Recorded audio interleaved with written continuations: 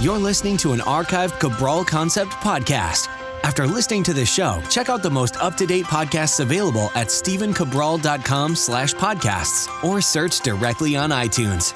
And now, welcome to the Cabral Concept, where board-certified naturopath and integrative health practitioner Dr. Stephen Cabral shares how he was diagnosed at the age of 17 with a life-altering illness and given no hope for recovery. It was only after studying and traveling all over the world did he discover how to combine ancient Ayurvedic healing practices with state-of-the-art naturopathic and functional medicine to fully rebalance the body and re-energize it with life. It's time to discover how to get well, lose weight, and finally feel alive again. And now, here's your host, Dr. Stephen Cabral.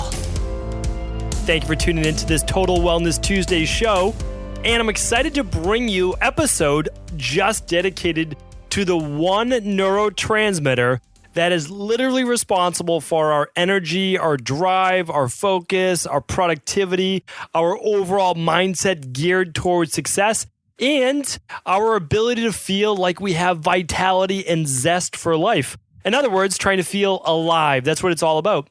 This particular neurotransmitter is something that's interesting to me because I get to see it play out all the time in my practice. It's also something we do lab tests for. I'll take you through everything today. But what I want to do is I want to explain why this neurotransmitter is so important. Then I want to tell you exactly how it can lead to dis-ease, both from a high level and too low a level, which not a lot of people talk about. Then I'm going to give you some very simple ways in order to boost it or bring it back down if necessary. So what is that neurotransmitter? What am I alluding to? Well, it's called dopamine. Many of you have probably heard of dopamine before. Maybe you've heard about it in connection with Parkinson's disease. So what happens is when people's dopamine levels go too low, they could end up with something like Parkinson's. And the interesting thing about dopamine, unlike we'll say its cousin or its opposite, serotonin, is that we produce this more locally inside the brain, where we can look at serotonin as being predominantly produced in the gut and then making its way also to the brain as well. Dopamine is literally locally in the brain, although it does have some function and use in the kidneys, the pancreas, and I believe in the immune cells. Okay, so what we want to do is talk about how this neurotransmitter works first. So neurotransmitters are essentially chemicals. They're brain chemicals or chemicals within your body that eventually make their way to the brain, and they allow for specific feedback loops. So one of the ones with dopamine is that's our focus. That's our drive. A lot of times when we have low dopamine, like for right now, as an example, you might say, well, how do I know if I'm low in dopamine or not? Well, you can run a test. We like to run the organic acids test. We talk about a lot in terms of digestion. We talk about it in terms of looking at your overall vitamins, namely B vitamins, looking at coenzyme Q10, looking at vitamin C, looking at biotin, and a few other great ones. But also on the organic acids test, we're not necessarily testing for the neurotransmitter itself, but the actual waste markers of that. That's the amazing thing about the organic acids test by Great Plains Lab, is that you are not looking for the thing itself, but rather its waste marker or its end metabolite, because you can just do a simple extrapolation in your head or on paper, looking at if there's a lot of this thing's waste, well, then clearly there was a lot of the thing that made the waste. So it's very straightforward, it's very simple, and it's very well founded within both conventional medicine and functional medicine science. So dopamine, though, if you're not going to test it on a lab test, completely fine. Let's go over the symptoms, because the symptoms are very clear, very straightforward for someone that lacks in dopamine production. So if there's a deficiency, the symptoms will look like this. They'll look like mood swings, a lot of hopelessness, memory loss, inability to concentrate, inability to complete tasks, engaging in certain addictive-based behaviors or self-destructive behaviors. People oftentimes have issues sleeping, not a lot of ability to kind of make friends or go out and even want to socialize if there's this low dopamine. Oftentimes low libido or impotence, inability to really feel pleasure. So a lot of people feeling apathetic. A lot of times people procrastinating days on end, weeks on end, months, or even years. So that apathy that I was talking about can sometimes lead to fatigue or an overall lack of motivation, because this dopamine does play really big into our HPA axis and our body's ability to produce both norepinephrine and cortisol as well. So what did I name there? Well, I named a lot of symptoms of people with low-level depression or ADD, or even times ADHD, which we'll talk about in a moment. bipolar, any type of obsessive compulsive as well, that can be with high levels of dopamine and low levels of serotonin. Today's show is not going to be on serotonin. That's, again, the kind of the partner neurotransmitter. I want to dedicate a whole show to that as well, because that plays really big into depression as well, and obsessive compulsive disorder as well. So, and then addictions. A lot of times when people reach for alcohol and they reach for, let's say, cocaine, or they reach for amphetamines or any different types of medication, what they're looking for is an actual increase in dopamine. You may not know this, but a lot of people, you have to understand, the body is essentially a big chemical-based factory. Now, of course, we have a brain and a body. We're not just a chemical-based machine. We are a living, breathing entity that is a part of this overall nature that we walk around but sometimes don't appreciate. But do keep in mind that just consuming alcohol is going to boost our dopamine levels by about 200%. I should say that's for smoking. Sorry, smoking is about 200% increase in dopamine levels, which I find to be remarkable. So not a lot of people, again, really talk about that. Alcohol, about another 400% increase in increasing our just endogenous production of dopamine. And of course, that is through a drug itself, but that's really, really important to look at. And then close to 1,000% when we're using specific drugs that increase dopamine, such as a lot of the amphetamines like Ritalin and Adderall and those types of ones as well. So really, really important to look at that and understand that what we put into our body really does matter. And sometimes when we're reaching towards cigarettes or reaching towards alcohol, we're actually reaching to it for an underlying root cause imbalance, and that these things can be fixed, that it's not just about the brain being addicted to something. It's actually about missing certain neurochemicals in our body. That's why I talk about this all the time, that truly conventional medicine, and that includes psychiatry as well as the medical profession, they're treating the body as if it's this thing that we have no control over. And it's too bad, because when you really dig into the research, a lot of people say, oh, there's no research behind that. Listen right now, all I'm going by is research today. Everything I'm talking about is research. Nothing is not research driven, because if it wasn't research driven, there's no way I'd be able to help people and other colleagues like myself. Again, I'm not the only functional medicine practitioner in the world, naturopathic doctor. I put together a system of medicine that I find really works well. It helps people, and it takes it from every different form of medicine. And that's because I simply don't believe in one form of medicine. I believe in all forms of medicine. I believe in treating people as an individual, and I believe giving them the respect that they deserve. So when someone comes in and say they have an addiction to alcohol, or maybe it's just a social-based addiction, or they need cigarettes, literally they can't function without it, or they need coffee. Again, coffee is going to boost dopamine levels, so is sugar. And so when people can't lose weight, or they need the sugar for energy or the caffeine, I understand. And I'm also not going to totally remove it from their diet, because it doesn't make any sense. I'm just going to force them to suffer even more. What would make sense if I start to give them then more dopamine or cortisol or epinephrine or any natural-based energy-boosting foods? That would make sense, right? Or supplements on top of that as well. So what would I do? Well, I simply run an adrenal hormone test, or the thyroid adrenal hormone test, which is even more important, because if your thyroid levels are low, well, that's not going to be good in terms of producing dopamine as well. So I'll run the thyroid adrenal hormone test, or simply if you're at a good weight, I would run the adrenal and hormone test. And then I would also run the organic acids test if possible. If it's not possible, that's okay. But the two of those combined will give me a lot of data. And then what I look for is data always in my practice. So then I'll be able to make recommendations based on cortisol levels, based on DHEA, based on testosterone, progesterone, estrogen. Then I'll also be able to base it on what's your gut function look like, what do your B vitamins look like. Maybe you're just deficient in B vitamins. It's possible. And then I'll also look at your dopamine, norepinephrine, and serotonin from an overall snapshot from their waist markers. And again, this is all science-based. All I'm doing is look at the numbers. I know how to read the numbers inside and out. And then what I say is, okay, based on this person's symptoms, because your symptoms do matter, that's your story. And then based on this person's labs, here's where we use the art and science of functional medicine to really be able to tailor a program for people. And this is able to be done by anybody. I mean, we'll link it up today in the show notes. I believe today is episode 669, which just means you go to stephencabral.com/669 for any of this information. But before we do any of that, let's talk a little bit more about how the body actually produces dopamine naturally. Like, how can we produce more of our own feel-good neurotransmitter? Meaning, like, if you want to feel more alive, you want to have more zest and vitality for life, and I talk about this on Motivation and Mindset Mondays, well, what we need to do is give you a little bit more of a boost of what's called tyrosine, or more specifically L-tyrosine, which is an amino acid, and it's found in foods that is the building block for dopamine and the synthesis of dopamine more specifically. So here's what we need to do. We essentially need to do this. We need to be able to create more dopamine, okay? So that's really, really important. Or we simply need the body to be able to get better at utilizing the dopamine it currently has. So again, that's how antidepressants work. That's how all of these things work is antidepressants don't create more serotonin. What they try to do is get you to not recycle the serotonin that's already in the pathways. That's a selective serotonin reuptake inhibitor. That's an SSRI. Well, in natural medicine, we can do two things. We can also help with that, but then we can also help with the synthesis of creating more serotonin. Same goes with dopamine. So with dopamine, what I have to do is make sure your body's firing on all cylinders.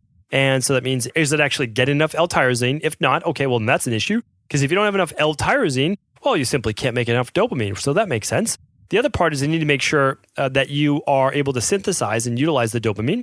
And the third part is this, is that I need to make sure that you're not doing things that deplete your levels of dopamine, which a lot of people are doing a combination of all three of those. So let's talk about that right now. Okay, so the foods, right? It always starts with food, and everybody knows my practice and has been listening to the Cabral concept for quite some time, understands that I essentially have 8 parts to my medical practice.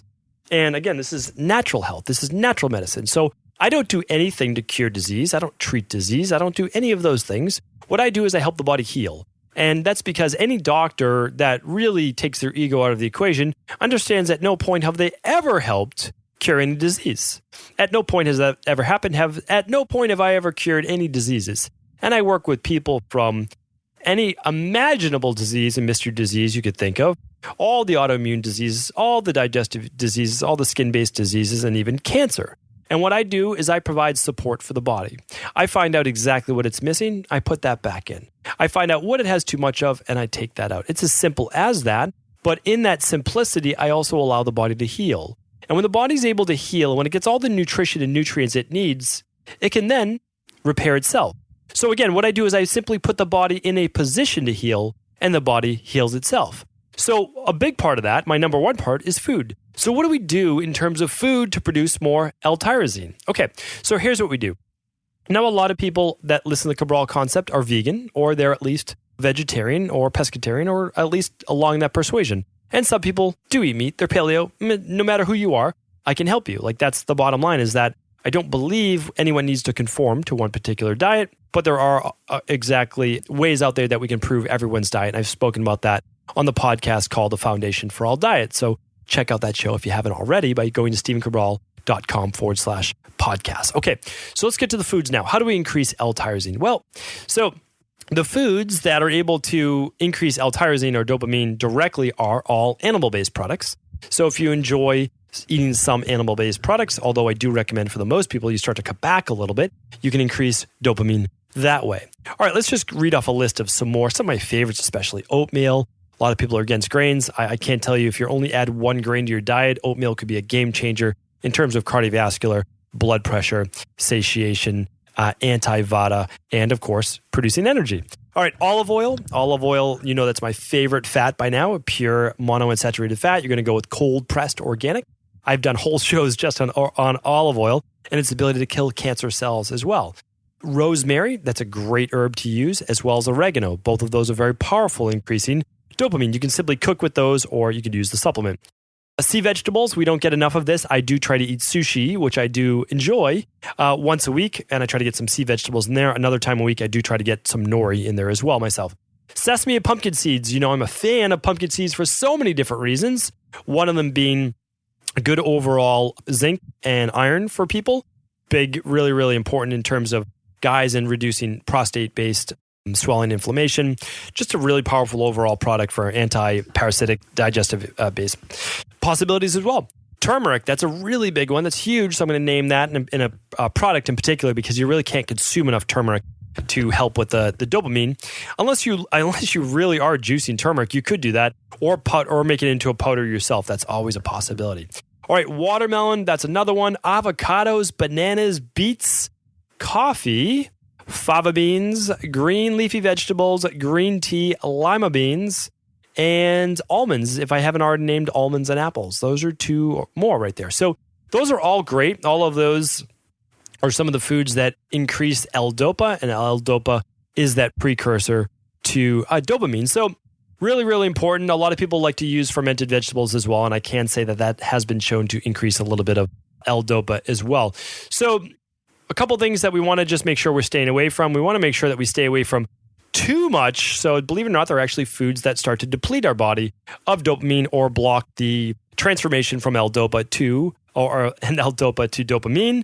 And one of those big ones, believe it or not, is just processed sugar. I know that you know that it's not good for you by now, but when you do that, you get an immediate boost in dopamine. So believe me, you get an immediate boost in that feel good, that zest for life, like let's do this. And then all of a sudden you crash and then it depletes your dopamine levels even more, which could, again, we don't know this, it hasn't been exactly tied, but high levels of processed food, high levels of toxins in the environment are being shown to potentially lead to Parkinson's, Alzheimer's, dementia. So we want to be careful with that. Artificial sweeteners, the same exact thing as those processed sugars. And one thing you might not have thought of, but a lot of saturated fat. So I know a lot of people are big on keto right now, and you've heard me say it over and over. Keto can be temporary, but it is not a permanent lifestyle. It is not a permanent healthy diet. It's just not. Now you can lead more low carb. That's a different story. Low carb is not keto. Let's just get that straight. And that's not going to be today's topic, but low carb is not keto. Keep in mind, totally different. Keto is when you're actually testing and you're producing ketones for fuel. It's very different than low carb, okay? Very, very different. Again, for the endomorph, I can get behind a lot of low carb, which we do in my own practice with periods of, we'll call them refeeding, that at least once a week cheat meal to boost back up leptin ghrelin levels, as well as thyroid levels as well. This is turning into a big show right now. So let me try to stay on topic as well. What are some supplements that I like to increase dopamine? So, and I want to wrap this up because this is really important because not everybody needs to be doing these things, but you can actually use L-tyrosine. L-tyrosine can actually be taken from 500 milligrams, 1,000 milligrams. And you can do this once or twice a day. I typically do recommend it earlier in the day. I would recommend it upon waking and then maybe before lunch to get those dopamine levels to increase. Like that's totally possible. And it's in many, many supplements right now. Very easy to come by. It's also very, very inexpensive. So you could certainly try that. And I'm not against that. Like any nutritional supplement, especially any amino acid, I always recommend going lower dose first and then being able to work yourself up. Now, on my previous podcast I did on weight loss supplements, meaning that there are actually a few supplements that have been shown to increase weight loss, albeit only about 1 to 2 pounds maximum per month for the first couple months. So kind of not worth it in my opinion, but there are products out there. One of them, and I always mispronounce this, so I'm just going to mispronounce it again, but then I'll spell it for you. Mucuna. It's M-U-C-U-N-A, Mucuna or Mucuna, however you pronounce that, has been shown to help with weight loss, but then also, do the same thing that dopamine does, and that's boost mood, that's boost overall brain stimulation, focus, all those great things. But one of my other favorite ways, and one that I do recommend quite a bit in my practice, is curcumin. And that, again, comes from turmeric. And a lot of people have a lot of different pronunciations for turmeric or turmeric or turmeric. However you want to pronounce it. When I was in India, we pronounced it turmeric. And so that is how I pronounce it. So that's a great product. I'm going to link up our favorite turmeric product in the show notes. Just go to stevencabral.com/669 for that. We don't produce our own turmeric product. And that's because whenever someone produces a better nutritional supplement that we can create or that we don't need to make, we simply recommend other brands. So the brand that we're recommending right now that I'm going to link up in the show notes is by Integrative Therapeutics. Why don't I often name the name of the product over the podcast? And that's because people start to listen to this podcast maybe in 2 weeks from now, maybe in 2 years from now. And these podcasts will live on. So meaning like 3 years ago, I recommended a certain turmeric product. That's amazing. 3 more years before that, which would be 6 years ago, I recommend another one. Those products are still phenomenal products. However, what is improving is not curcumin itself, or not turmeric itself, but the delivery system, which is why whenever a better product comes out, I think that was my Boston accent coming out right there, I will always make that change, meaning that I'm dedicated to this field. I'm dedicated to naturopathy, to everything about functional medicine. I'm dedicated to our community. So if I change it in my own life, if I change it in my practice, I'm going to change it for you as well. So that's why if you just go to stevencabral.com/669, you'll see the other company's product that I recommend. Now, keep in mind, it never negates what I recommended in 2017 or 2012, whatever it may have been. Those products are never going to be bad products, but if they're better for the same price, why not get better? That's how I look at it. Okay, we should always be growing. That's the whole point. Again, we can't duplicate nature. So nature provided us with this spice called turmeric. We get the extract called curcuminoids or curcumin, and then we figure out better delivery systems into the body, whether it's liposomal, whether it's Mariva, whether it's bioperine, any of these things. All we do is figure out better ways of getting it into our body and utilizing it. And so that also brings down cost, which is, of course, what we're trying to do as well. Because, if we're all using somewhere like between, let's say, 5 and 6 nutritional supplements that we love, well, if we can get those for a lower cost, not by going to your, local grocery food store, drugstore, that's not where you want to buy them, but by going through a good functional medicine brand, like that's what you want to do. All right, let's move on. Ginkgo biloba, that's another one as well. So again, we can use this specific herb to raise dopamine, but also to help with, again, all the different things. Depression, anxiety, fatigue, brain fog. And L-theanine. Now, why is L-theanine? So L-theanine is one of my favorite. Why is L-theanine one of my favorites? Well, here's why. Yes, it can be found in teas, but a lot of times I don't like to get it in the tea, and here's why. So a lot of the teas, like the black teas and green tea, can produce or contain caffeine. And caffeine can temporarily spike dopamine, but then it can crash it back down later as well. So not great overall for the adrenal-based levels. Now, if you're having one small cup of tea in the morning, I like a black tea. Green tea is a different story. Coffee is, again, should just be at 1 cup as well. But L-theanine can actually do a couple things. This is why I find L-theanine so interesting. It can increase dopamine, but it can also increase serotonin and GABA. And serotonin is that happy, feel-good, calming one, which is basically kind of the opposite of dopamine. And GABA is an anti-anxiety, which is phenomenal as well. So that's why it's one of my favorites. And I want to kind of pull this together now. So a few of the things, let's just give you one more that can spike dopamine naturally. If you are someone that just doesn't have energy, it takes you a while to get going, you're more of the endomorph body type, the larger body type, maybe you gain weight easier, those types of things.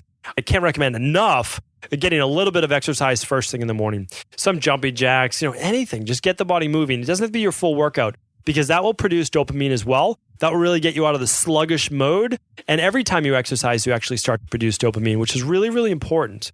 So here's the interesting thing, and that's why I'm kind of switching gears for just a moment. And I do want to wrap this up because I want to be conscious of your time as well. Again, this is something that I could do an hour and a half topic on, but there are some people in life who actually produce plenty of dopamine, maybe too much dopamine. And if you are listening to the podcast and you're sometimes saying, how does Dr. Cabral talk at 2 or 3 times speed of the normal person? What's going on with that? I am someone that produces an amazing amount of dopamine. Not the most amount of dopamine in the world, because there are people better equipped than me. And I want to explain that. So I produce a lot of dopamine, which means that I am ready to go. Like I am ready to go on call at any time. That's me. But my body genetically as well, especially being Vata with a mix of Kapha and a little bit of Pitta in there as well, I burn out. So that's the issue. Meaning like I went through my whole childhood up through high school and I would play multiple sports a season. I'd be working, 1 job, 2 jobs during the summer when I was out, in addition to going out at night with friends and waking up early and reading, like doing all of these things, like way too much stuff, way too much. And with those high levels of dopamine, I was also putting massive amounts of pressure on myself to be the best in school, to be the best in sports, to do all these things, which are just not necessary in life. And again, like no one told me to do that. Maybe, something going on with childhood, those types of things. We'll save that discussion for a different day. But the truth is this, some people, especially the Pitta body type with the endomorph, and again, I'm not pure Pitta or mesomorph with endomorph. If I was and had high dopamine, that would be rare. But those are the body types that can literally sleep 5 to 6 hours a night. They can drink at night, go to bed, operate on just very few hours of sleep, and their body stays amazingly strong. That is not my body type. Although I secretly wish that was my body type. I would love to only be able to sleep 5 to 6 hours. But I know, even though my body, in my mind saying, do that, just stay up a little later, work on this, or wake up a little earlier, do this, that is not smart for my body. I actually can't exercise first thing in the morning either. So I'm starting to give away all the secrets here. But for a lot of people, that is important. That's why bio-individuality is what matters most. So many people forget this. As health practitioners too, if you're a health practitioner, listen, you have to understand what works for you doesn't always work for other people. And that's why very few people need the program that I need, meaning like I need to do less of the things that give me the get up and go, and more of the things like the hatha yoga, the meditation, the gentler forms of exercise, the softer massage rather than stimulating. Cold showers would be great to stimulate dopamine, really bad for me because it would stimulate excess dopamine. So I don't need all of the things that cause the anxiety, that cause the OCD, that cause the mind's racing a million miles an hour. I don't need any of that. So you have to keep in mind what works for one person isn't necessarily going to work for another. And that's why the show on boosting serotonin and GABA is more of the show that I need. And that's why I'm going to bring you that in the future. But how many people do I work in my practice? At least half that need to boost their dopamine. And the reason is they fall to that low level of basically apathy, the no zest, the no vitality, the no motivation, any of those things. And I understand it. So when I'm doing a motivation and mindset Monday, they hear me, but they don't feel it. They don't get that feeling when it's time to get up and go. They procrastinate. So that's why when I do shows like this, I want you to know it's not really your fault. You're missing a neurochemical, which is really important to your overall health, both mind and body. Now, I want to just switch back one little mode for one more second. Here's this.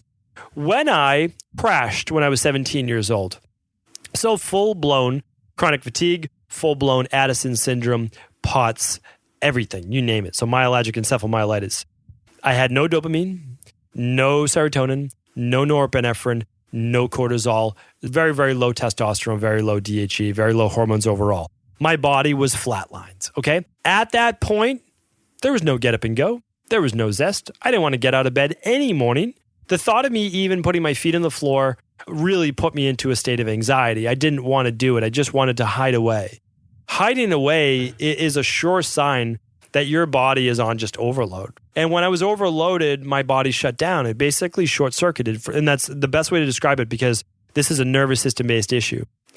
I did not get back my get up and go for a decade. Now, I say that fully knowing that you're now really worried that it's going to take you a decade. It's not. It might take you 12 to 16 weeks maximum. Why did it take me so long and not you? The information simply wasn't available to me. That's why. I mean, that's the bottom line. I wasn't able to do adrenal-based testing back then. I wasn't able to test neurotransmitters. I wasn't able to test gut function. The problem was I couldn't heal my body, so I couldn't get my dopamine levels back up. And that's why I tell you, start at the bottom. Does replacing tyrosine make sense? Sure, absolutely. It makes sense if there's no adrenal-based issues, there's no HPA-based issues, there's no gut-based issues, right? There's food sensitivities that you fix those things. If you fix your nutrition, you've done a detox, if you feel inflamed or you're overweight or your body's sluggish or your joints hurt, any of those things, that works. If you can't balance blood sugar, balance that first. You have to keep in mind the fundamentals of what comes first. Dopamine's important, serotonin's important, but again, as I said in this beginning of the show, 90% of all serotonin is made in your gut. How could I, with candida overgrowth and SIBO, small intestinal bacterial overgrowth, myself, how could I produce serotonin? How could I hope to produce serotonin if my gut was a mess? If I had taken 3,000 capsules of amoxicillin prescribed by a dermatologist for minor acne? How was I supposed to ever expect to produce this neurotransmitter if my villi were destroyed? I couldn't. So I started from the ground up. And that's why I'm recommending to you. I'm giving you the knowledge, but I'm always letting you know that it starts with a healthy foundation, okay? It means that detoxifying your body, all right? It means by adding back in good quality nutrition that will wake up every neurochemical in your body. Feed it the vegetables that I've talked about before. The 7 to 9 servings of vegetables with some good berries and healthy fruit during the day. Those are the neurochemicals. Those are the phytonutrients, the vitamins, the minerals, everything that we don't even know fully what's in those that we know comes from the plant kingdom that gives our body its life back, okay? So important. That's where to start. Start to just rebuild the body as able from the ground up. And that means, again, assessing really where you are. If your body is depleted of these neurochemicals, and you can test that with an organic acids test, and you can test your hormones with an adrenal and hormone test, start there first. And then again, step by step, add those foods in. You can just rewind the podcast of those specific foods. Start to add a little bit of exercise in your life. I can't recommend that enough. Start slow, but remember, the exercise has been shown to beat the placebo every time, as well as drugs, in cases of depression and a lot of times with PTSD, anxiety, and other mental health issues as well. And again, I've been there. I totally understand where you're coming from. So take it from someone who was there for quite a long time to now knowing what it's like to truly have, those neurochemicals firing all cylinders. Again, I know I could talk about this for another half hour. I want to keep it there. I hope it was concise enough. Thank you everyone for tuning in to another Cabral Concept. Appreciate each and every one of your listens. And as always, if you ever have a specific question, please do feel free to write in at stephencabral.com/Ask Cabral. I appreciate, again, each and every one of your listens and shares. Take care.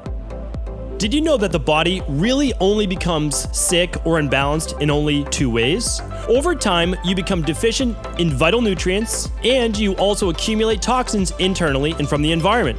As those nutrients diminish and you increase your total toxic load, your body then begins to show the first signs of dis-ease. It's actually quite predictable, and the good news is that if we know how you began to fill up that proverbial rain barrel, we also know how to empty it to begin the healing process. I was fortunate enough to learn this ancient healing process from my mentor after suffering from debilitating diseases for close to a decade. It was only when I began to implement these techniques did I finally overcome my illnesses and go on to live a life of energy and vitality that I now enjoy. I'd like to share with you now what I discovered after traveling all over the world and how to combine the best of ancient healing wisdom with state-of-the-art science. Allow me to teach you exactly how I've been able to help over 250,000 people to empty their rain barrel and begin to transform their body and lives into what they've always hoped they could be. To get your copy of the international bestseller, The Rain Barrel Effect, simply go to stephencabral.com/rain barrel.